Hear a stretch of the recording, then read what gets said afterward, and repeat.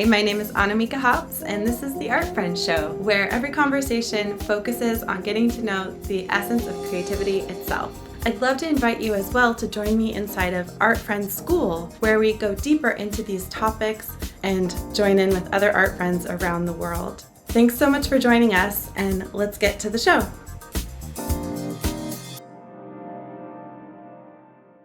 Welcome to the Art Friends Show. Here's an artist I'd love you to know. Hi, my name is Annamieka, and I'm an artist in Portland, Oregon. I am doing 100 days going live, and every day I'm talking to a different artist. Today we are talking to Alana Garrigues. She is from Oregon. It's currently located in Massachusetts, and I cannot wait to share her with you. She's going to join now. Okay. Hi. Hey. Hi. Hello. Hi. Welcome to the Art Friends Show. Thank you. Oh my goodness, had to switch my little ear thing. Totally. I'm in the right place. Hi. Hi. Nice to see you. So can you just introduce yourself and say where you live and some of the types of art that you like to make? Yeah. So my name is Alana Garrigues, and I live these days in central Massachusetts. I've been here since last summer. And let's see, I was born and raised in Portland, have lived some time on the Oregon coast, and Boston, D.C., New York, L.A., back to Portland, and back over to Central Mass. And I paint. I love like really liquidy, watery things. So I paint with watercolors and acrylic inks, which I love because then I can layer them and not pull up what is beneath. Yeah. And a lot of pen and mark making and poetry. Yeah. And poetry. Yeah. You're a wordsmith. All of the above. Yeah. Cool. Whatever I can get my hands on that feels fun and juicy to play with. Yes. Yes. It has been such a pleasure to witness your creative process through your art, through your writing, through your community building, and really watch you bring bodies of work to fruition and have shows. That's just thrilling to see. Thank you. Can you tell us about your show that's coming up in Astoria here in Oregon? Yeah. So I was invited to participate in a show called, it's called Divine Beacons, and it's coming up for Earth Month at the AVA Gallery in Astoria, Oregon. I think it's Astoria Visual Artists. Cool. AVA Gallery. It's opening with the second Saturday that they have this art walk, and small business is open in Astoria in April, and then it'll be up through May 6th. Cool. And it's a really special show because it's bringing together all these different people, 4 of us, I believe, who paint from the real world, from the natural world, or draw, or whatever it is, draw our inspiration from the forest and the flowers, and Cool. Oh, it sounds like such a lovely show and so aligned with your work. Alana has such a connection to trees, and when we got to work intimately together, you were really focusing on telling that story. Do you want to tell us a little bit about the concept of your work or your inspiration? Yeah. So when I started this body of work, it actually came very directly from working with Annamieka. So I had painted, at the time, I was painting a bunch of different things here and there, and art journal pages, and exploring and experimenting. Prolific. And prolific. Yeah. Prolific. Yeah. And, all these different bits and pieces all over the place. And so I did this year with Annamieka where you invited us to choose a body of work, which was like the scariest thing. But I remember you saying, it's okay, Alana, it's just for now. It's just for this body of work. Yes. I teach best what I need to know, right? Like always confronted by that commitment too. Yeah. Yeah. Yeah. Yeah. But little did I know it may stick around a lifetime, a part of this. But I remember I had two things in my head. So it was in 2019, that was the year I turned 40, and I had this idea in my head of kind of the social justice project, looking at what was happening in terms of what had changed, what hadn't changed, what had gotten better, what had gotten this whole thing. Right. Or I had this idea of trunks at the time, Mm-hmm. which again was expansive, because I was like, oh, well, truncate poetry, and I'll talk about what people move to different places with in their trunk. And then it was 7 or 8 months in, and I used to be a journalist, and there was all this stuff going on in the world in 2000, and it was just like, oh, it really isn't 2020. Yes. What did I got you. Thank you. And I was like, oh, it's the stories. It's really the stories. And so I got into tree rings, and those rings, I brought some to share with you guys. Today I can show you some. Yes, we would love to see them. Yay. Can we see? Yeah. You want to cut to, okay, so you can go grab them. Yeah. Or do you want to take us with you? Well, I'll back up for one quick second, which is to say, it started off, I had some reclaimed plywood from my sister's house that she wasn't using anymore. And I had gessoed it long ago and was trying to figure out what to do with it. And then I was like, something came through that said, just honor the life of the trees. And plywood actually those trees are harvested at only about 35 years old. So they don't get to be large. But I started imagining what this tree's life could have been if it had lived a full life, and just kind of filled it with rings going all the way to the edges, all like expansive. And then, I work in different sizes. I work in some tiny sizes, and that is I do the full ring. But I've been able to share and show some of that work on plywood, and then this show in Astoria to ship all the way over there for a gallery show. I'm instead sending works on paper, this is the first time that I've gone big on paper. Of that sort. Cool. So you're shipping the paper. Are they going to display them as like the raw paper? Are they going to frame them? How is that happen? They will be displayed. I'm really excited about this. They'll be displayed using like magnets. So they don't do, that won't damage the wall. Don't have to worry about the framing. Collectors can buy it and frame it exactly how they want. It's on arches, so it has the raw edges. Yeah. So cool. Yeah. And the plywood ones, I build like a frame into the back and, hang it on D-rings and all of that stuff. But these are much lighter and able to be shipped. So, yeah. Cool. There's a comment here. Heidi Ensman Art. Hi, Heidi. Saying your tree ring art is so connected to you individually as a nature lover and with your family history intertwined with where you were living. Yeah, it really speaks to, when people see it, they sometimes think of it as very realism, and it's not realism at all. They don't look like the way a tree looks, but they have that intimacy of a tree. So I'm drawing from all these times in the woods. And when I was a kid, I literally grew up a tree hugger. It would take an hour to walk around the block because I had to hug every single tree. And so it's that intimacy with nature and with being out in the woods and loving that. And then it's also, Heidi mentioned my family's history. So both of my grandfathers worked with wood. One was a woodworker and the other had a lumber yard. So this is also like a way of kind of paying tribute to that, and a little bit of reparations of all the trees, that have been taken down for our family's living and lifestyle and all that stuff. So it's, it's multi-layered. Yeah.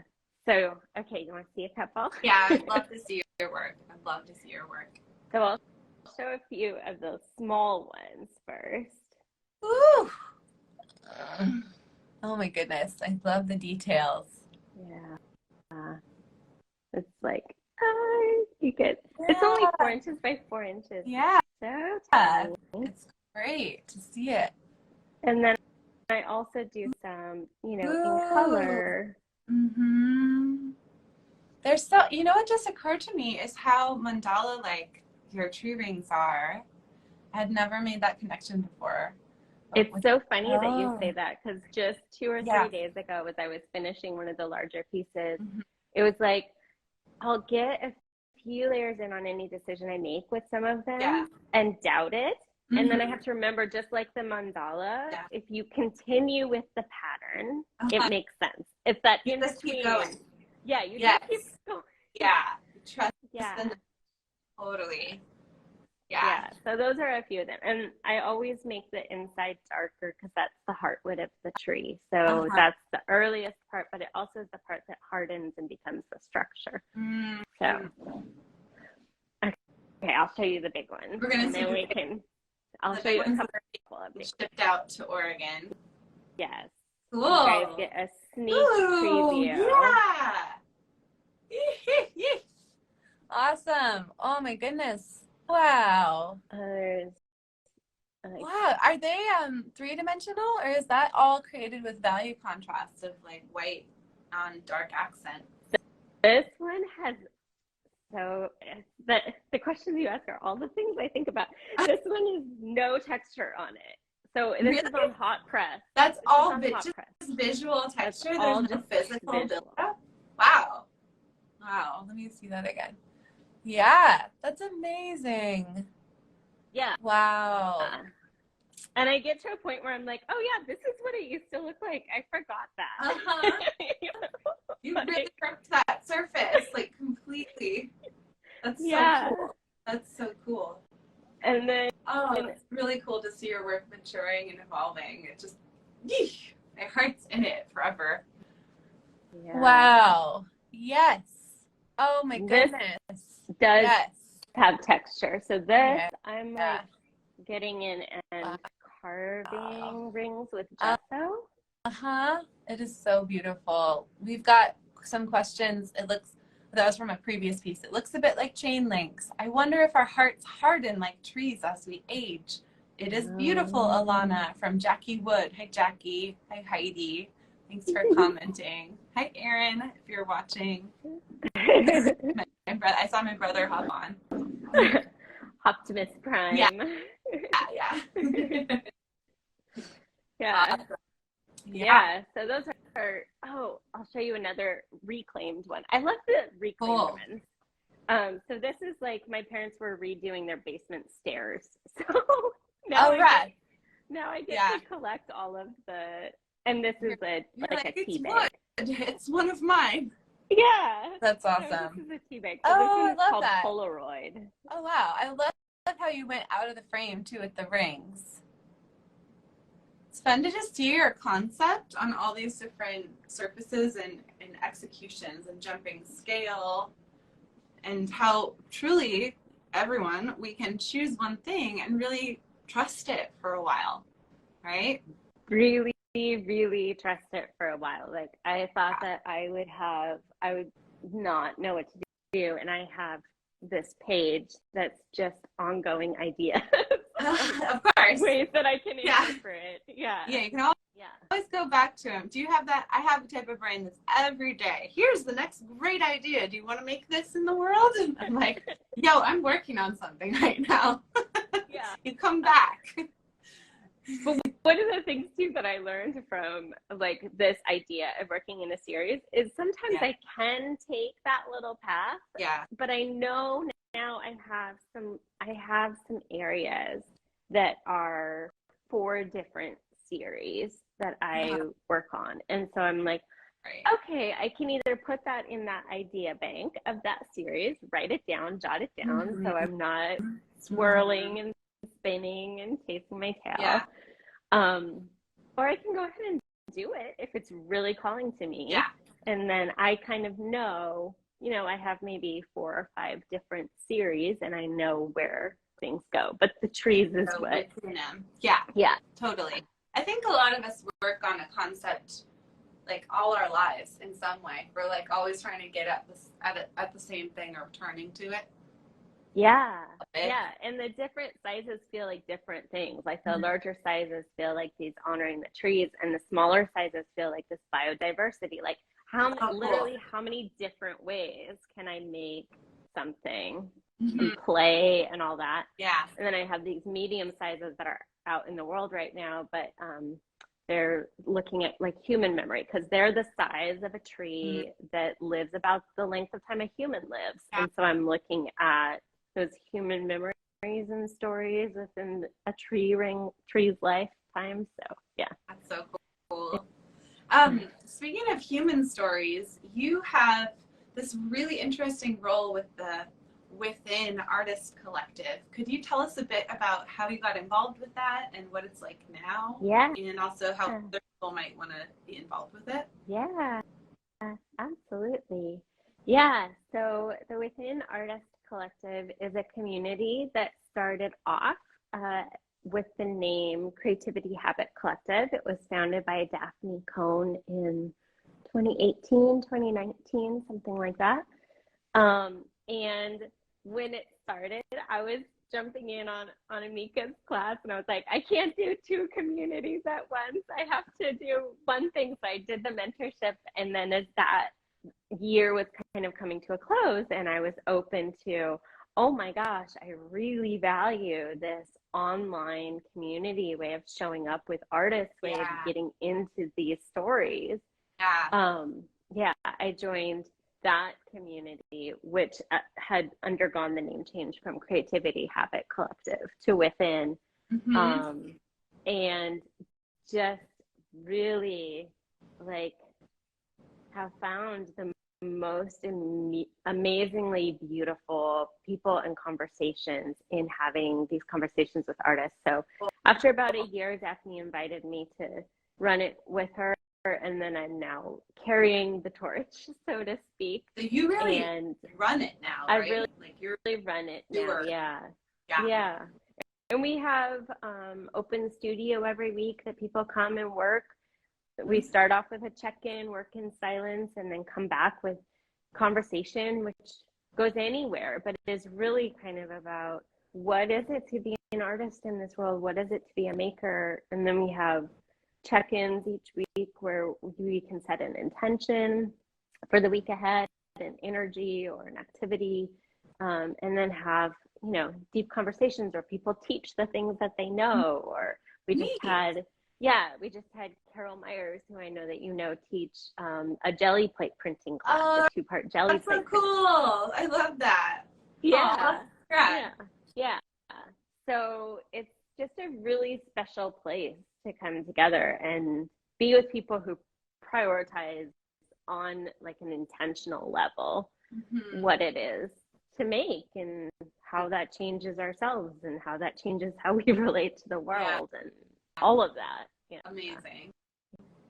That's so cool. It's such a natural extension of you and how you show up in community, and you're an instigator and a space holder. So I love that. And with this daily art friend interview project, I'm workshopping the concept of this show. I've had this idea visiting me many, many times to create something that's more year-round and community-oriented. And I just love that you're also like, hey, let's chat, because that's an aspect of what you're doing. Like the Venn diagram overlaps, So figuring out where the need really is, and how we can create offerings that support us and support our communities.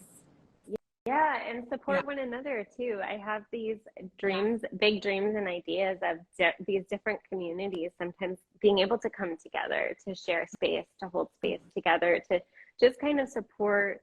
Because I think each of us, when we hold community, we bring a different piece of ourselves. There's a different way of community. And so there's so much power in that, like in the gathering these creative souls and saying, yes, thrive, do your thing, make your thing, and cheering people on. And so, yeah, I think it's really, I love that you are starting to dive into this idea too. I think it's fantastic.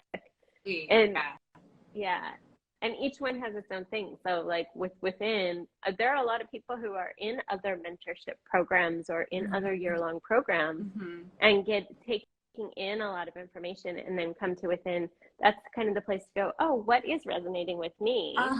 It sounds like it's like really it's a collective. Like it's you have your co-working times and your sharing times. Not like you're not going through a curriculum, for example. Yeah, no, it's definitely not a curriculum. It's like, okay, what is happening right now with all these, because we have so much intake. Yeah. So what's happening with that intake, and what's happening with when I create?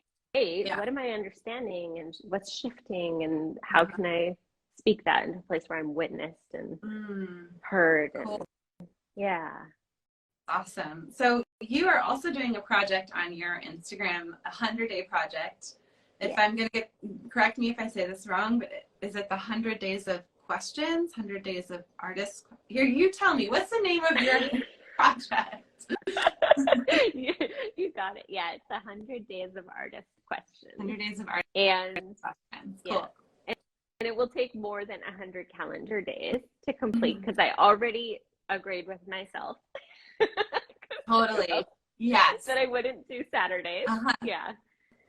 So, but I think I've posted 15 questions so far, and sometimes they're really big, heady questions. Sometimes they're like, what are great books for artists? Bookmark the post and come and let's chat with each other. Cool. So they're questions, things that people can take into their journaling, their art practice, their meditation, their walks, or like actually come and be in community together, because I like both. I feel like there are some questions that are just for us, you know? Yeah. And there's some questions meant to be shared. So, yeah. Beautiful. That's really cool. You're doing it even in your Instagram. I'm doing it in my Instagram. So sometimes I do a live, sometimes I do a reel, sometimes I do a post, but I'm just throwing them out there. And then, of course, collecting them for myself, because I've been thinking of these ways to share questions with artists and hold conversations. And so this is almost also a way of like archiving for myself. It's a gift to myself too. Totally. You're building a resource treasure trove. Yeah. Me too. I mean, every interview I am transforming. I'm like actively asking, like my orientation towards spirituality is just like universe, like this world we're living in. Like, what am I supposed to do next as a painter and as like a facilitator, mentor, teacher lady?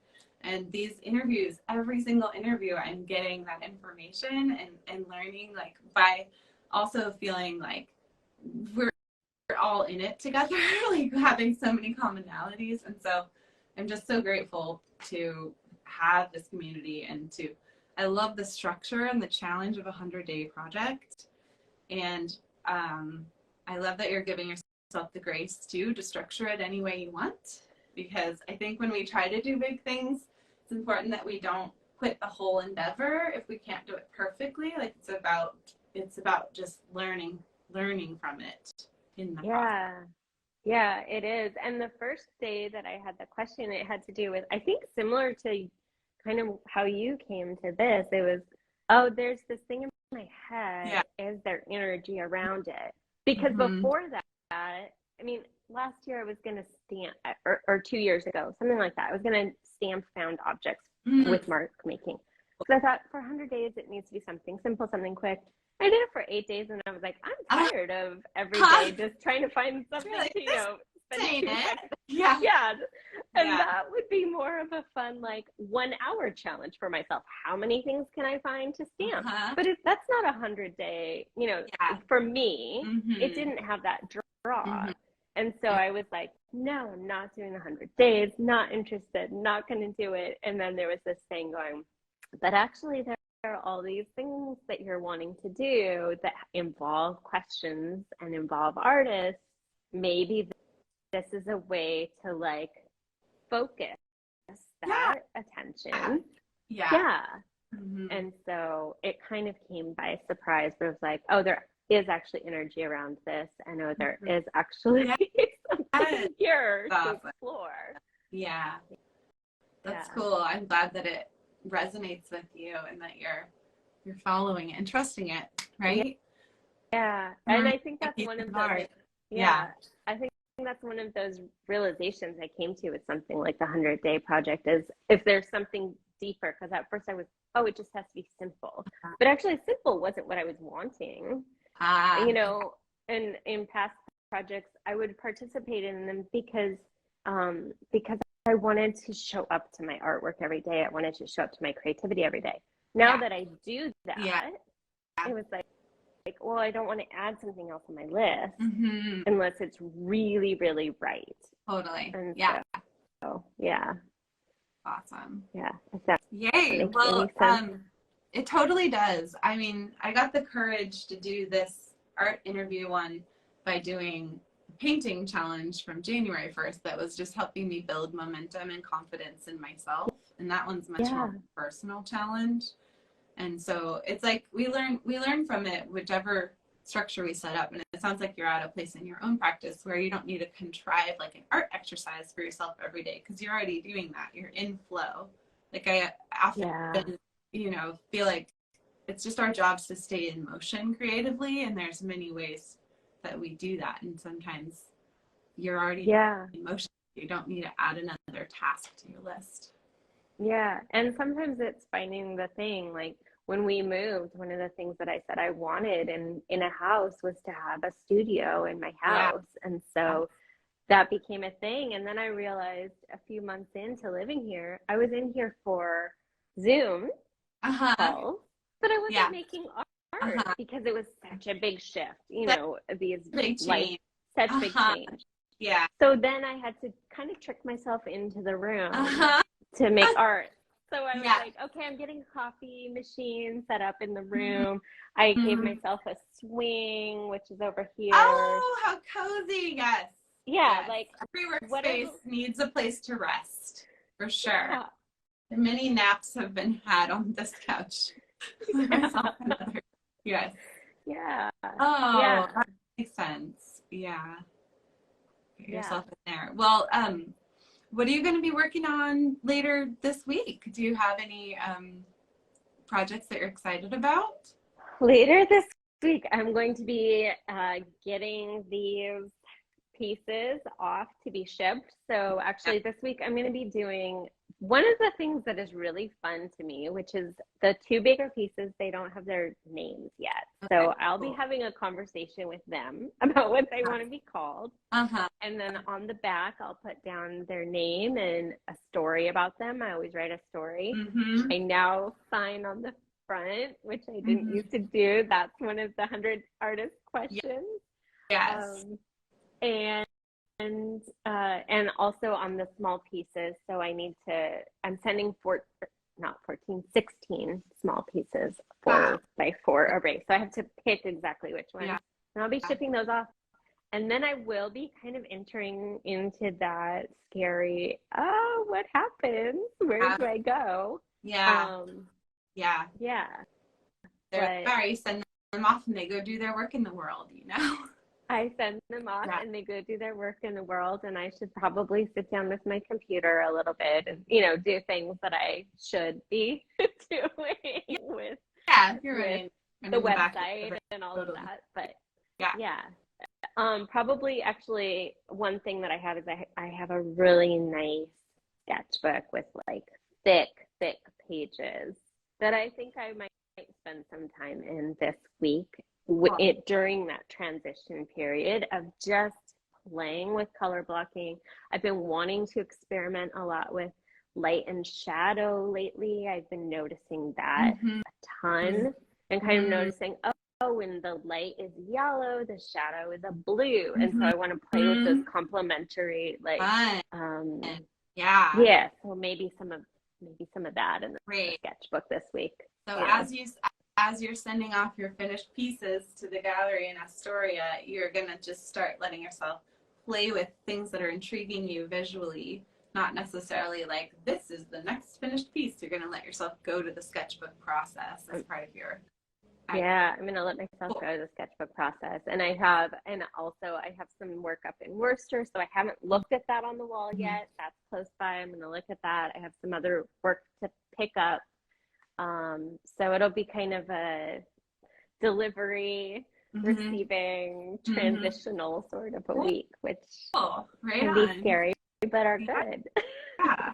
So how can people get involved with the Within Artist Collective if they're interested in coming to these open studios that you facilitate or that? Yeah. So I have it open if anybody wants to come through. Usually it's open on even months and closed on odd months of the year. So usually it would be, but it's open for you guys because I wanted to make sure that if you want to come on in, you can come on in. Cool. The best place is probably on my Instagram. You can click on my link tree and you can get to my website, my newsletter, the collective. Yeah, any of that kind of stuff pops up there. Yeah.